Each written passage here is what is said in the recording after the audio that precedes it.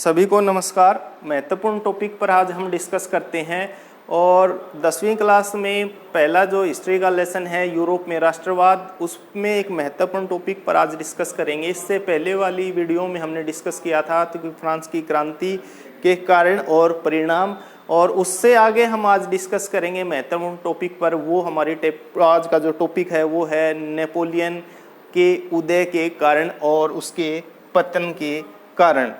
तो सबसे पहले जैसे ही फ्रांस की क्रांति जिस समय ख़त्म हुई तो उस समय नेपोलियन की स्थिति पर हम बात करते हैं कि उस नेपोलियन जो बोनापार्ट था 1789 की फ्रांस की क्रांति के समय सेनापति था और उसकी गिनती विश्व के महान विजेताओं में या सेनापतियों में उस समय होती थी। 11 नवंबर 1799 को डायरेक्टरी शासन की समाप्ति करने के बाद नेपोलियन फ्रांस का प्रथम संकुल बना। कहने का अर्थ ये है कि भाई जैसे ही नेपोलियन को फ्रांस की क्रांति के बाद पकड़ लिया गया और उसके बाद में उसको फांसी दे दी गई, तो उसके बाद जो है लगभग 1789 तक फ्रांस में डायरेक्टरी शासन रहा। और उसके बाद में क्या किया गया कि उन्होंने एक जनमत संग्रह करवाया जिसमें जो अधिकतर मतदाताओं ने उसका समर्थन किया, और उसके बाद नेपोलियन बोनापार्ट 18 मई 1804 में फ्रांस का शासक बना। तो कई बार प्रश्न आता है कि नेपोलियन बोनापार्ट फ्रांस का शासक कब बना, तो 18 मई 1804 को। अब बात करेंगे कि नेपोलियन के उदय के कारण क्यों फ्रांस का वो शासक बना, इतनी प्रसिद्धि उसकी थी। तो सबसे पहला जो कारण था कि 1799 में संविधान का उन्होंने निर्माण किया था, जो चौथा फ्रांस का संविधान कहा जाता है उस समय। तो नेपोलियन ने अपनी स्थिति को सुदृढ़ करने के उद्देश्य से संविधान का निर्माण कराया और यह फ्रांस का चौथा संविधान था। इसके अनुसार उन्होंने सीनेट के जो कार्यपालिका की शक्तियों को भी जो है 3 संकुलों में बांट दिया, और इसमें जो प्रथम संकुल था वो बोनापार्ट के पास ही रहा, जिसमें उसके पास में अधिक शक्तियां थी। कहने का साधारण शब्दों में अर्थ यही है कि जो प्रशासन की व्यवस्था को 3 महत्वपूर्ण अंगों में बांटने की बात लुई 16वें के समय से चलती आ रही थी, उसको उन्होंने आगे बढ़ाया ताकि सत्ता का विकेंद्रीकरण किया जाए और प्रशासन में सुधार लाया जाए इसके। और दूसरा महत्वपूर्ण कारण था शासन में सुधार। जो शासन व्यवस्था लुई 16वें के समय खराब हो गई थी, उस समय उन्होंने उसको सुदृढ़ किया। तो युद्धों में मुक्त होकर नेपोलियन ने अपने देश की आंतरिक व्यवस्था की ओर भी ध्यान दिया था। राजनीतिक स्थिरता और विदेशी युद्धों की जटिलता के कारण जो काफ़ी हालत अस्त व्यस्त हो गई थी, उन्होंने अपनी लगन, परिश्रम और मेहनत से ही उस व्यवस्था में काफ़ी सुधार किया। तीसरा था आर्थिक सुधार। जो अव्यवस्थित लुई 16वें के समय था उनको उन्होंने सही करने की कोशिश की कि आर्थिक जो काफ़ी उस समय ख़राब हो गई थी। तो उस समय उन्होंने सबसे पहले क्या किया कि जो भी फिजूल खर्ची थी उस पर रोक लगाई गई, बैंक ऑफ फ्रांस की स्थापना की गई, कर प्रणाली को सुचारू रूप से किया गया, यानी कि जो दोषपूर्ण बंटवारा था उसको सही किया गया। भ्रष्टाचार, सट्टेबाजी, ठेकेदारी प्रथा को भी खत्म किया गया। नहरें, सड़कें, जन सुविधाओं को सुचारू रूप से शुरू किया गया। साथ ही नेपोलियन को आचार संहिता, जो कि 1804 की नेपोलियन की आचार संहिता के नाम से जाना जाता है, उसमें जो काम किए गए, एक तो समान आचार संहिता या नेपोलियन कोड के नाम से जाना जाता है, वो शुरू किया गया।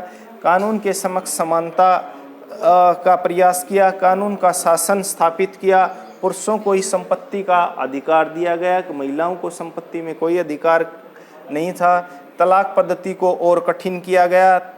हालांकि तलाक प्रथा को उन्होंने मान्यता दी थी, लेकिन तलाक की प्रोसेस को उन्होंने काफ़ी कठिन कर दिया था। और कानून व्यवस्था जो माफ़ कीजिए व्यापार जो व्यवस्था थी जिस समय लुई 16वां था, काफ़ी दोषपूर्ण थी, तो उसमें सुधार किया। अब हम बात करते हैं, क्योंकि नेपोलियन के पतन के बाद जो है उसके पतन के कारण क्या थे, क्योंकि कोई भी इतनी जल्दी राइज करता है तो कोई ना कोई उसके जब पतन होता है तो वो कारण भी होते हैं, तो उस पर हम डिस्कस करते हैं। तो पतन माना जाता है। बहुत बार ये एग्जाम में क्वेश्चन आता है कि नेपोलियन का पतन का कौन से साल को माना जाता है, तो वो 1815 की थी। तो सबसे पहले हम बात करते हैं कि 1815 का वर्ष नेपोलियन के पतन के रूप में जाना जाता है, और कारण थे कि अति महत्वाकांक्षा, यानी कि नेपोलियन अति महत्वाकांक्षी था, यही उसके पतन का कारण बना। जैसे जैसे वह क्षेत्रों को जीतता गया और उसकी महत्वाकांक्षा अधिक बढ़ती गई, जीते हुए क्षेत्रों की देखभाल की अपेक्षा नए क्षेत्रों पर उन्होंने जीतने पर ध्यान दिया। यही नेपोलियन की भारी गलती हुई कि जैसे जैसे उन्होंने साम्राज्यवाद नीति को अपनाया था, तो जितने बड़े विशाल क्षेत्र को उन्होंने अपने अधीन में किया था, तो उनको देखभाल की अपेक्षा आगे क्षेत्रों में चले गए, और जहां उन्होंने क्षेत्र जीते थे वहां अव्यवस्था हो गई और दोबारा वो दूसरे शक्तियों के हाथ के नियंत्रण में आ गई। दूसरा कि चारित्रिक दुर्बलता, यानी कि नेपोलियन में संयम और धैर्य तो था, लेकिन वह संधि को एक सैनिक अपमान के रूप में समझता था, दूसरों की सलाह की उपेक्षा करता था। यही का एक कारण था कि जिसके कारण उसकी लोकप्रियता में कमी आई। कहने का अर्थ यही है कि भाई नेपोलियन कोई भी संधि होता था उसको मानता था कि ये एक सैनिक नैतिक जो है अपमान होता है सैनिक का, वो दबावपूर्ण लिया गया है, और जब भी कोई सुझाव उसके सामने आते थे तो वो मानता नहीं था। तीसरा महत्वपूर्ण था कि व्यवस्था में उसकी जो व्यवस्था थी सैन्यवाद पे आधारित थी, लोकतांत्रिक या प्रजातांत्रिक व्यवस्था नहीं थी। उसकी जितनी भी व्यवस्था थी वो थी सैन्यवाद पर आधारित थी, और सैन्यवाद का अर्थ यही था कि भाई सेना के आधार पर ही वो शासन करता था, और इसी कारण उसकी प्रशासनिक व्यवस्था में ज़्यादातर उसका जो उद्देश्य रहा वो साम्राज्यवादी नीति रही, अधिक से क्षेत्रों को जीतने की रही, जिसके कारण काफ़ी हालात खराब हुए। चौथा महत्वपूर्ण था कि दोषपूर्ण सैनिक व्यवस्था।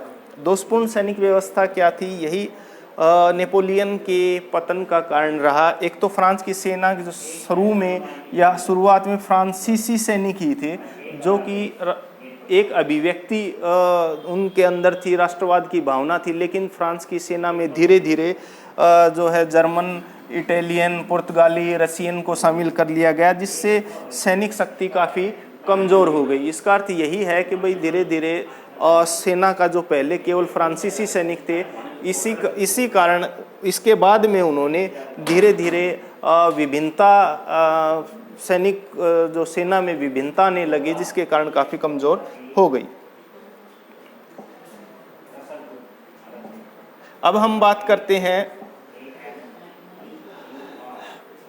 नंबर 5 पॉइंट पे, नौसेना की दुर्बलता। यही भी एक कारण रहा नेपोलियन का कि उन्होंने लगातार स्थल सेना को तो मजबूत किया, लेकिन नौसेना या नेवी पर उन्होंने कोई ध्यान नहीं दिया, और उसके पास कोई भी जो है नौसेना इतनी ताकतवर नहीं थी। हालांकि इसी कारण से, क्योंकि ब्रिटेन की जो सेना थी, नौसेना थी, वो काफ़ी मजबूत मानी जाती है, उनसे जो है नेपोलियन को हार का सामना करना पड़ा। और एक महत्वपूर्ण कारण ये भी रहा नेपोलियन की पतन के कारण कि नेपोलियन जो था वो उन्होंने अप्रैल 1808 में नेपोलियन ने रोम पर अधिकार कर लिया, और पोप को जो है 1809 में बंदी बना लिया गया, जिसके कारण कैथोलिक धर्म के जो मानने वाले थे वो नेपोलियन के विरुद्ध हो गए, क्योंकि पोप को कैथोलिक धर्म के लोग उसको अपना धार्मिक गुरु के रूप में मानते थे। सातवां महत्वपूर्ण था कि पड़ोसियों के साथ युद्ध। लगातार अपनी क्षेत्रवाद की नीति के कारण नेपोलियन अपने पड़ोसी देश ब्रिटेन, स्पेन और रूस के साथ जो है काफ़ी व्यस्त रहा, जिसके कारण उसके पड़ोसी के पास में पड़ोसियों के साथ में हालात काफ़ी ख़राब हो गई। और आठवां महत्वपूर्ण था कि थकान। लगातार युद्धों के व्यस्त रहने कारण नेपोलियन शारीरिक रूप से और मानसिक रूप से काफ़ी थक चुका था, और उसमें उसका प्रभाव ये पड़ा कि भाई उसको जो डिसीजन लेने की, निर्णय लेने की जो क्षमता थी उसमें भी काफ़ी फर्क हुआ। और लास्ट में जो तात्कालिक कारण आप कह सकते हैं वो था वाटरलू का युद्ध। वाटरलू का युद्ध 18 जून 1815 में लड़ा गया, और नेपोलियन बोनापार्ट का यह अंतिम युद्ध था। एक तरफ नेपोलियन था तो दूसरी तरफ रूस ब्रिटेन, प्रसा और ऑस्ट्रिया थे जिन्होंने नेपोलियन को पराजित करके एक संधि की जिसको वियना संधि के नाम से जाना जाता है, और नेपोलियन को गिरफ्तार करके सेंट हेलेना द्वीप पर भेज दिया गया और 6 वर्ष बाद 1821 में उसकी मृत्यु हो गई। तो उपरोक्त जो कारण थे नेपोलियन के पतन के कारण बने।